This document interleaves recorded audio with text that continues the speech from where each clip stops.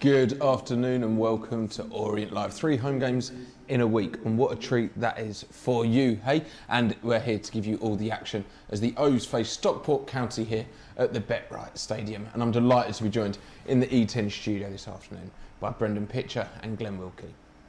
We're back, and the game's coming thick and fast, and it's a tasty prospect today. Really exciting game actually, against two teams who know each other very well from last season, the playoffs and obviously in the league. Two very strong sides as well. Stockport will be a real test today. Really looking forward to it. This is Glenn Wilkie, not Jabba Abire, as the as the name tag might suggest. But thank you, Glenn. Stockport, a very strong side. I think a lot of people have them up there for an automatic spot. They're strong. They've spent money. It's a tough one today. Yeah, a really tough one. I think Richie touched on it his post-match in terms of the fact that they're quite a settled side. They've got a spine that they've been there for a number of years now. Really solid for League One. I think it's going to be a real tough test. You know what you're going to get with Stockport. It's going to be a physical battle. You've got to win that first, and then you can start to play football. So yeah, interested to see how we go on after last week's victory. But yeah, interesting. Those two playoff games, they're probably a very different affair as to the one we'll see today. A lot of different players from both teams. They've lost two of their very big players in Oloafe and Horsell, but they've signed big, and obviously we've had something of an overhaul. It's going to be very different to the last two playoff games you played, isn't it? It will be, but what we know about Stockport and the makeup of their side is, like Brendan said, they're a physical side. They've got more than one way to win a game of football. They can play the ball on the deck and play football. They like to get the ball in the box early, crosses, long balls. They test you out.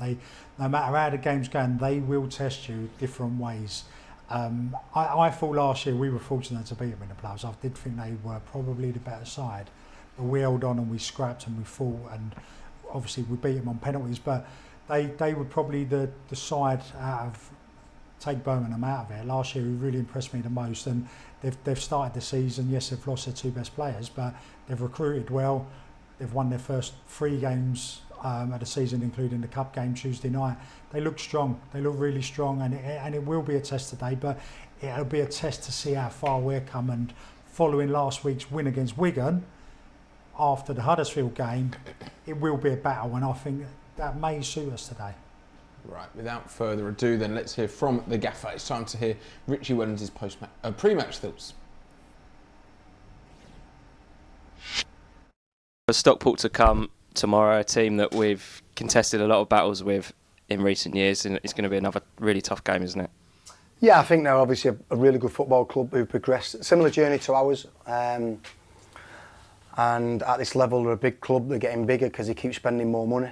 But yeah, they've been built on the right foundations, a lot of stability, improvement to the ground, good training ground, and obviously the recruitment of players have been really good over a number of years, good manager.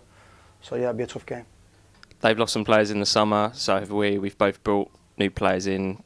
Can you take anything from the 2 playoff games leading into Saturday? No, I think they're a really adaptable team in terms of style of play, in terms of formations. They can quite flexible. I think they've got a lot more players than what we've got. You know, we've had it, not a complete overhaul, but you know, we've had 14 new signs. I've watched a couple of Stockport games, and he's probably 2 or 3 that have been integrated. So you've got very similar defensive structure. You've still got Moxon, you've still got Norwood in midfield, you've still got Wotton, you've still got Diamond, you've still got Camp. So there's a lot of similarities to their team last year in terms of personnel. But listen, I think they're a well-coached team. I think, like I said a minute ago, good manager, a good club, and they'll be one of the clubs that want to build on last year and try and go obviously one step further. Top stuff there from the gaffer, and right then let's take a look and see how the O's are shaping up. It's unchanged from last Saturday's league victory over Wigan, but let's remind ourselves of how the O's will be shaping up. Leading the line is Aaron Connolly. Just behind him we have Ollie O'Neill and Josh Karoma in the wide positions, with Darling Jaisimi in the 10 position, El Mazzuni and Sean Clare sure up in the midfield, with Teo Adaramola and Tom James in the fullback positions, with Dan Happy alongside the club captain Omar Beckles, with Tommy Simpkin in goal. And on the bench we have Killian Cahill, Jack Simpson, Michael Craig, Tyreek Bakinson, Dimitri Mitchell, Jack Morehouse and Azim Abdullahi. Really can't have any arguments with that, can you? You don't change your winning side. Well, you can, and the players who finished the game last week would have something to say about that as well. But no, I thought we were really good. I thought we were really good last week, very strong. If anyone was going to get dropped, they would be knocking on the manager's door because they, like I said, everyone was a 7 out of 10 last week. Good side. It's gonna be like we keep saying, difficult. But I just hope we've got the same commitment and passion in the way we approach a game and go out. You go out and battle. If you win the battle, you win this game, I think, today. We saw signs of that front four starting to click. Jasimi was really impressive in that 10 position, which is maybe we haven't seen him there too much so far in his Orient career. That needs to continue to evolve and click today, doesn't it? Yeah, I think Richie spoke about in his post-match last weekend about how the fact that Donnelly being so good and what he was last season blocked Jasimi playing in his best position, and we saw that on Saturday. He put in a really solid performance. Really impressed with his work rate as well. I think that was the most impressive thing for me. And I think last weekend was what I would regard as a typical Richie Wellens Orient performance. We didn't create a massive amount, but we created enough to win the game. And then when we got 1-2 goals ahead, we saw it out, showed really, really good game management, kept the ball really well, solid defensively. And I think today is an up in class in terms of opponents, but putting a similar kind of performance today, we're going to have a chance against anyone in this league. Josh Cromer got a very well-deserved goal. I think everyone's, including Aaron, is desperate for Connolly to get his first goal. Ollie O'Neill deserved a goal. Jasimi got an assist, but there's goals in there, and you can see that, and we need to go out and score goals today. No, definitely, and like you said, that front four you've just mentioned, they sort of all need a goal. It'd be lovely for them to get off the mark today. What I hope that they do today, we know Stockport play three at the back, three centre halves and wing backs. The way we play, I would like us to cheat a little bit, and what I mean by cheat is I'd like either Karoma, Ollie O'Neill, just to when Stockport got the ball, just to stay forward a bit, just test them out, because their wing backs are going to have to hold back because they ain't going to want to be going 3v3 or whatever. I just think tactically, both managers, both coaches are very, very good, and they played against each other 4 times last year, and it's going to be a game of cat and mouse as the game develops, how it goes on with in-game sort of player management, tactical sort of changes. It's going to be a real good game of cat and mouse, and I'm looking forward to seeing it. And looking at the defensive line of Stockport, yes, they lost Horsfall, but as they've recruited well as well.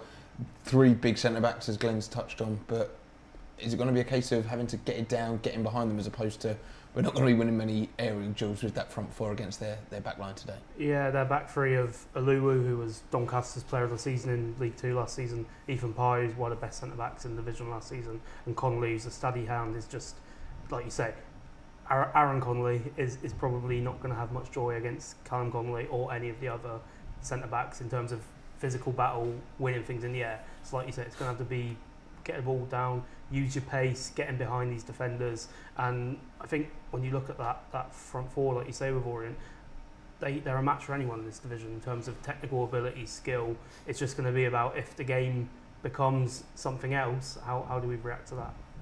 Like you say, the 3 centre halves there, the gaps in any, when you play that system, the gap is between the wing back and the wider centre halves. So that's where the gap is. Now, whether we put the ball into that gap early and get up the pitch and try and win the second ball up there, or we'll have a runner, whether it's Jasimi, who makes that diagonal run into the channels, and we can just have a bit of relief and then build from there.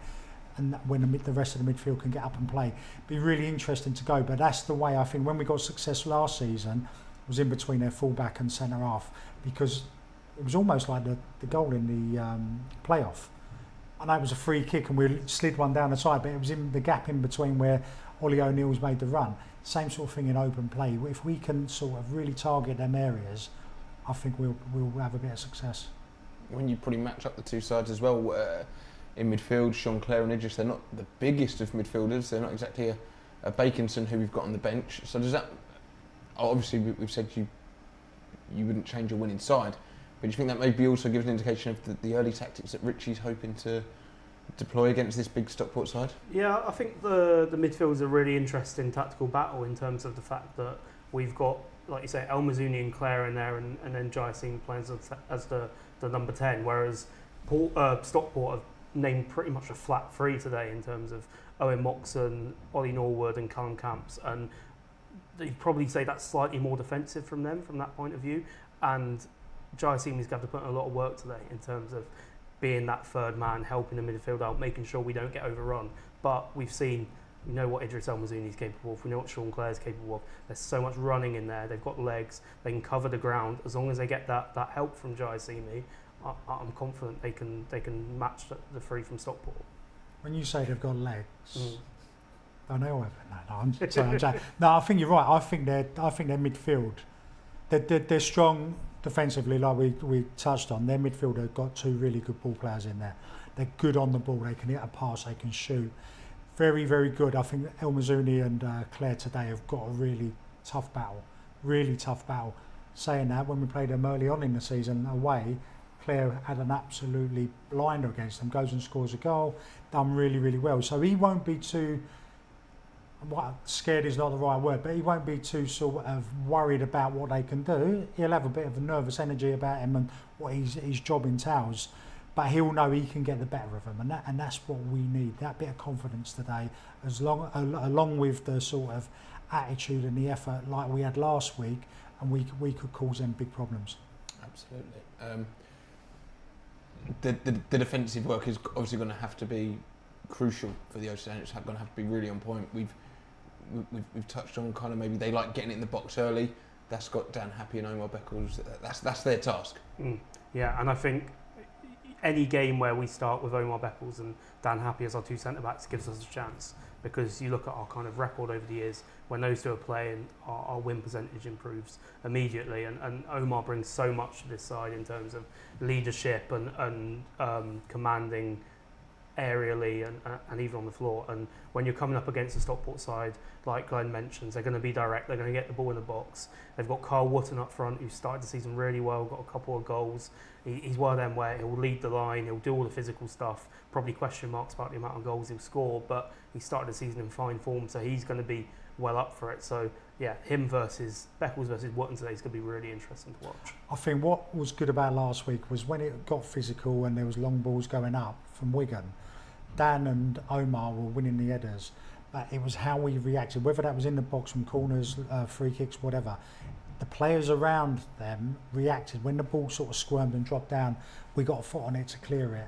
And that was what was really, really key last week. They need to be, whether it's the fullbacks or the midfielders, when balls are going to drop, because there won't be too many clear headers from our centre halves or their forwards going about. It could be like a clash and just drop. We need to be in and around it and pick up them little bits and clear the ball, especially in and around our box. How impressed have you been with Loni Teo Aramola so far?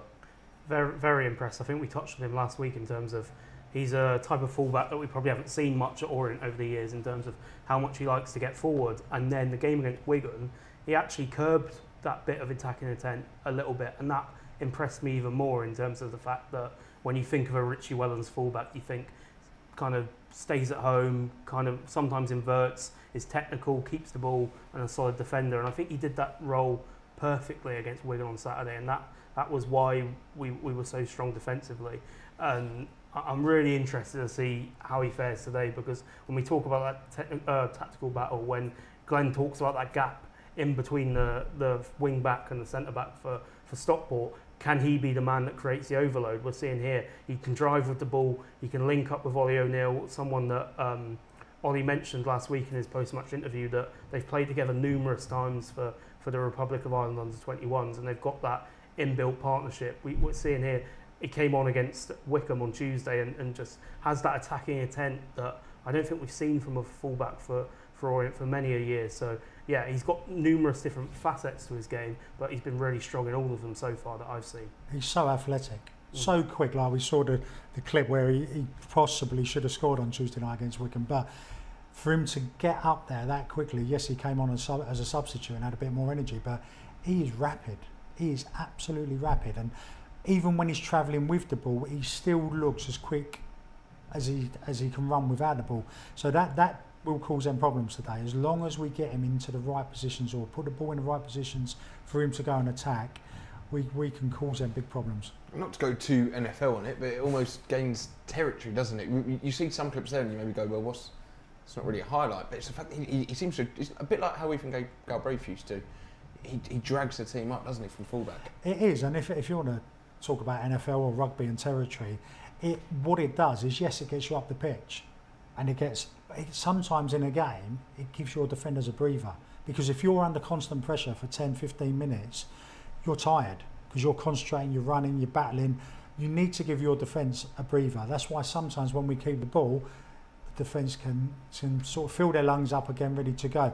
But it also gets you up the pitch, gets the ball up to where your more skillful players are, your threats are, and he's very, very good at that. And I like the fact that he's direct. He's not one of those. Well, I certainly haven't seen it so far, where he gets the ball, turns back, plays to the centre half, it goes round. That's his first thought. His first thought is, can I get on the half turn? Can I go forward? And that's what supporters want to see. I'm sure Richie Welling and the coaching staff want to see it, and I want to see it as well. Absolutely. Well, don't forget, if you're watching along live on our YouTube stream, then you can pick up an audio pass to listen along, or if you're watching from overseas outside of the UK, you can pick up a match pass for just £10 over in the Match Centre on the Orient website now, where Dave Victor and Matt Hiscock will be bringing you all of the action come kick-off. And of course, don't forget, the post-match analysis will be going live on our YouTube channel from tomorrow morning as well. So make sure you keep your eyes peeled on the social medias to keep up to date on that one as well. But now, before we go any further, let's hear from the man we've just been talking about. It's Teo Adaramola. Terry, a great day last Saturday when we played Wigan, and I guess we'll want more of the same today. Absolutely. I thought it was such a solid performance, so different to the first day of the season at Huddersfield. Thought we looked a lot fitter, looked like we knew what we were about last week, and I thought in all areas of the pitch we were good. Well, I think everyone's optimistic about the season ahead, and we discussed this with Richie yesterday, but how much of a test is today for us to find out where we're at this stage? I think it's a good benchmark for us today. We've had two very different games. Huddersfield away obviously was always going to be difficult. They're one of the favourites. Wigan, people say they were poor. I think we contributed to making them look poor. You know, yeah, they didn't have their best day, but we played well and made them look poor. Today, there's a little bit of added spice. I think there's a little bit on it from last season. You know, they're still smarting after the semi-final, understandably so. So that would just add to the game today. If we can get a positive result today, just how much can the group of players take from it? Well, listen, Huddersfield and Stockport are going to be two of the teams I think are going to be like in the equation for going up. So, you know, if we can come out of today with a positive result, I mean, we're way ahead of schedule anyway on our normal start to the season by getting a win in the first few games. So I just hope we can take what we did last week into this game, because so we just looked mentally, physically much better than we did the first week. You know, we looked very undercooked at Huddersfield. Last week I thought we were on it from the first whistle. You know, we were pressuring them. I think it helped that Omar and Idris were back in the side with their experience. I thought the spine of our team looked a lot stronger last week. And I thought there were some great performances. Ollie O'Neill for me looked back to near his best.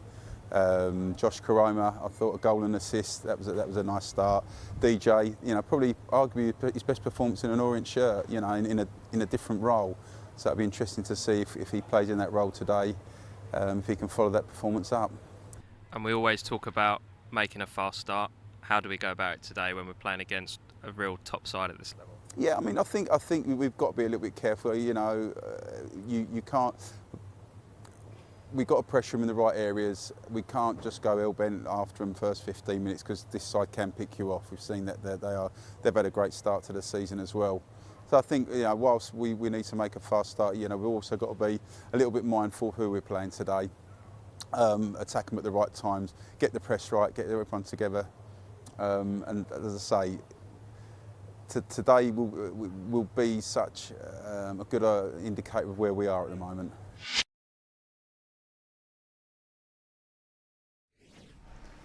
Apologies, that was of course Terry Howard, not Teo Adaramola. We're struggling with our names today, but who cares? Let's move on to the Stockport team news, and let's have a see of how the visiting side will line up to face the Mighty O's this afternoon. Starting in goal is their number 34, it's Corey Adai. We've already touched on it, but the three big centre-backs are Ethan Pye, Callum Connolly and Joseph Olowu.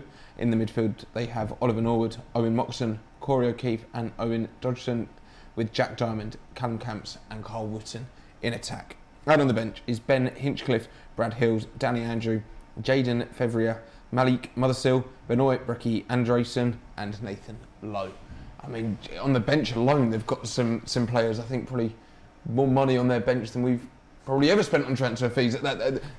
This is a dangerous Stockport side. Yeah, very, very good side, and also a side that have come up the leagues and are used to winning. And I think that's something that I've been really impressed with this season. I watched them on opening day against Bolton, and Bolton probably had the better of it in the first half, but Stockport ground it out, got a goal before half time, and then just went on and won, playing at like a 5-6 out of 10. And that's a sign of a good team, when you can kind of just grind out those wins. They're all used to it, they all know each other, they know what China expects of them, and that's why I think they're dangerous today. I mean, I think some fans have picked up on a trend where they lose in the playoffs and then they go up the next season. Are you getting that vibe from them even early doors in the season with the signings they're making and their early season performances? I got them down in my own little world, beginning of the season, to be automatically promoted this year.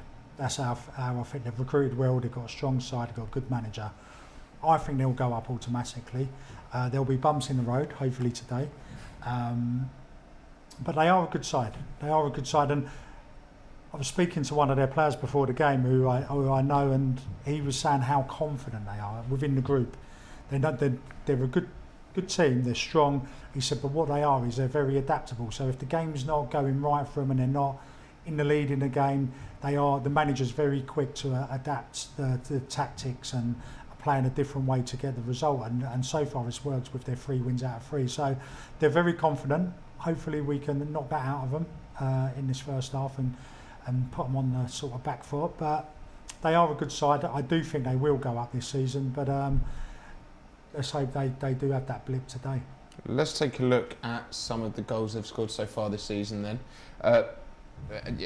As we'll see, they're functional, but they've also got a lot of quality as well at the same time. Yeah, I think when we watch the goals back here, a couple of them are a bit scrappy, but then you also look at their threat from attacking set pieces like we see here. I think that's going to be key today. I think anyone that watched the first leg, even the second leg of the playoff game last season, will know how much trouble they gave us with attacking set pieces. They don't have Horsfall anymore, who was the main target for that, but they still have a number of 6 foot plus centre backs that we're going to have to be aware of today, because Ollie Norwood's delivery is superb, and even in open play, when they get the ball in the box, get the ball out to the wing backs, O'Keefe and Dodgson, that's where the threat is. And you see here Nathan Lowe, who's signed on loan from Stoke, an unbelievable footballer, is just on the bench today, and that shows the strength and depth they've got. It certainly does. I mean, looking at that, what do you think the O's need to be alert to and wise to? Everything, absolutely everything. They do good in all areas, but I'm actually, the way I'm talking, I'm actually scaring myself. I'm thinking we've got no chance, but of course we've got a chance. We're Leyton Orient. We are a good side. They're a good side. Like I said earlier, it's about how we approach a game, how we put into practice. Everyone does their jobs. Everyone works hard. Same tactics as last week. Run harder, run faster, tackle harder, compete. And then when you get the ball, have that bit of quality. Because I think on the ball, we've got a bit more quality in our final third than they have. And if we can do that and get the ball early enough to our front players, we can cause them problems. If you look at both playoff fixtures, they were tight affairs. The 1-0 loss, I think, in February, which ended our winning streak just after that kind of Christmas-January period. We obviously blew them away at Edgeley Park. We always win there. But they're always fairly, apart from that 4-1, tight tactical affairs, cagey, edgy. It's just a tough one to call, isn't it? Yeah, definitely. I think Dave Challoner's team selection kind of alludes to the respect he has for Orient and Richie Wellens, where I spoke about earlier, where it's a flat 3-5-2 really. It's not a 3-4-3, it's not a 3-4-1-2, it is 3 central midfielders and then Diamond just playing off Wootton, and that shows the respect and probably how Dave Challoner views this fixture. I think maybe both sides might come away from this, if it's a draw, and think probably not a bad point. Right, just under 15 minutes to go until kick-off, so let's remind ourselves of how the O's line up before we head over to Dave Victor and Matt Hiscock for the big match. But starting in goal for the O's is Tommy Simkin. In the full-back positions is Teo Adaramola and Tom Jones, with Dan Happy and the club captain Omar Beckles in the heart of defence. Idris El Mazouni partners Sean Clare in midfield, with Ollie O'Neill, Dialang Jayasimi and Josh Cromer in the 3, but in front of them, playing just behind Aaron Connolly, who leads the line. And on the bench is Killian Cahill, Jack Simpson, Mitch Craig, Tyreek Bakinson, Dimitri Mitchell, Jack Morehouse and Azim Abdullahi. And of course, don't forget, the players are now making their way out onto the pitch here at the BetRight Stadium. So if you haven't done so already, head over to the Match Centre to pick up your streaming or audio pass. But now, kickoff is amongst us. So let's hand over to Dave Victor and Matt Hiscock. Should be a fascinating game. There were only 3 in Leyton Orient starting 11 that featured in that famous playoff victory in the second leg at Edgeley Park, and there were 11 changes, Matt Hiscock, from the side that were knocked out of the League Cup in midweek at home to Wycombe Wanderers. The Hatters, a 100% start to the new season.